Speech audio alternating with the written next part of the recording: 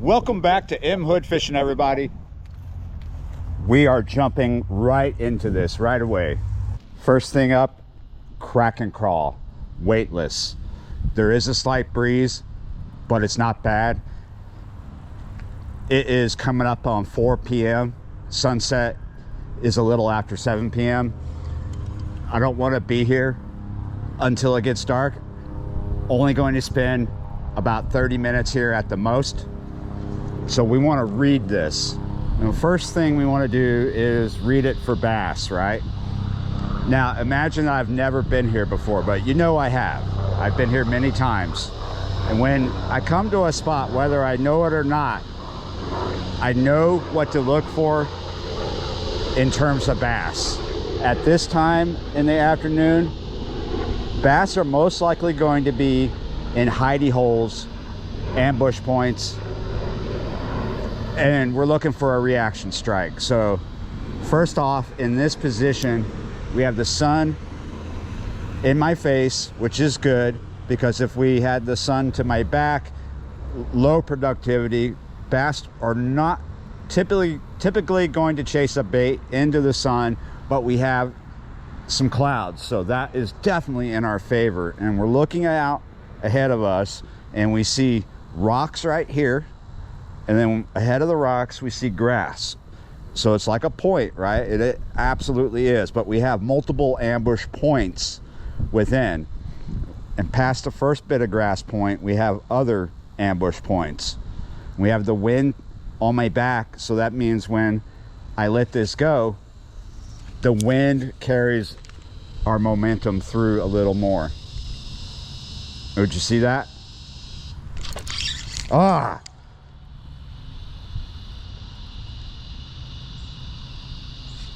Right off we had a strike. I can't guarantee that that was actually a bass. Could have very well been. But we are still text posed here on this watermelon red crack and crawl. Could have been a spotted gar. There's a lot of them here. We're gonna try that again. Just a little, it landed just a little out ahead of where it first landed. We're still in good hands here. We're fishing this on a slack line with the rod tip up like this. And we need to watch the line and the water around where we're fishing, the swim that we're fishing, because I saw that fish movement right as the bait hit. That was a reaction strike. So now we're coming out into the channel, if you will. Not very likely. Oh, look at this. Did you see that come off the line? Down here where I'm at in Southeast Louisiana on these drainage canals, you can have all kinds of floating things that can cause issues, and the wind is pushing it around right now. So what we're seeing right now are bits of dead snodgrass floating on top. That wind is just pushing us. The wind is an issue. Definitely an issue. I want to try and get it more in those rocks. This is like the best position, the best angle to work that line. We can go over there and try to work it closer to it, but we're going to lose our advantage. We're not going to be able to parallel it as well from over there. But before we do that, there are other ambush points. We got this rock line right here, and then that grass, and we can go down the bank. Some people, when they come to a spot, and hey, I'm guilty of this too, they spend their whole time standing in one position doing the same cast over and over. And another thing I'm guilty of, and definitely lots of people are, is fishing too fast after you miss a fish. You're excited, you're frustrated, it's mixed emotions, and it causes you to get a little frantic because you're like, oh, we got to get it done, we got to get it done, time is ticking.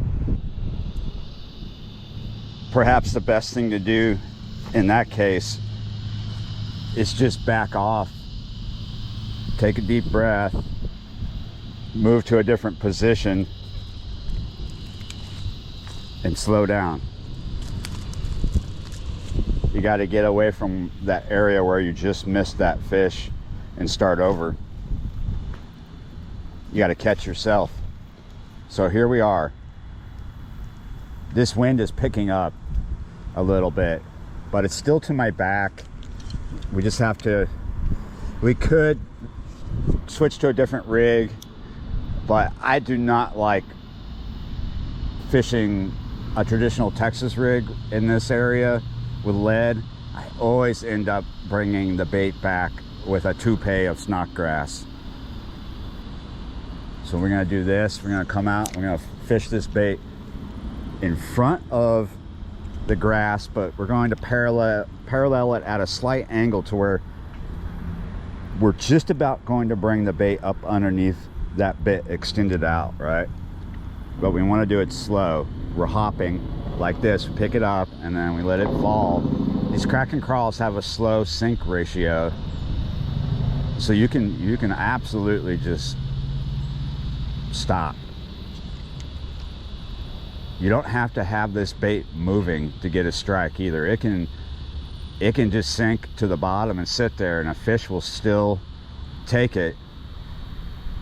A fish could be watching it right now. It saw it come up and it watched it drop, and then you do a slight, just a modest hop where it's barely moved, and it's coercing that fish in, right?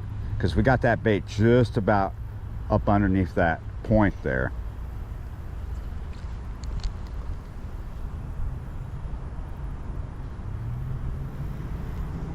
Nothing was there, or we were not convincing enough.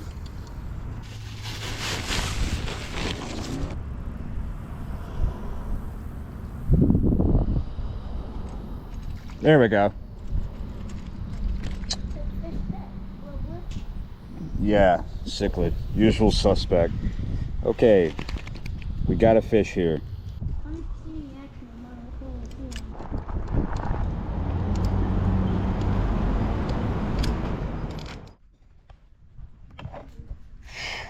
Much better. Yeah, you're right. So I'm at B&B Tackle, and I'm kind of playing one of my favorite fishing games. That's what's up. It's called One and Go. But if it's really good, I'm not going to go so fast. So that's what's up. I'm hitting multiple spots today, multiple videos. Some may suck, some may be good, but we just got to get one. And we're going to go to the next spot. One and go, one and go, one and go until we get to the end of the road, which is the river. That's what we're up to. That's what we're doing. But now we got to say goodbye to Wayne and B&B Tackle here on Highway 23, Belle Chase Highway. And yeah, you're right. Thanks for watching, liking, sharing, commenting, subscribing, being a member of the channel. And yeah, you're right. Thanks for watching. I'll see y'all next time.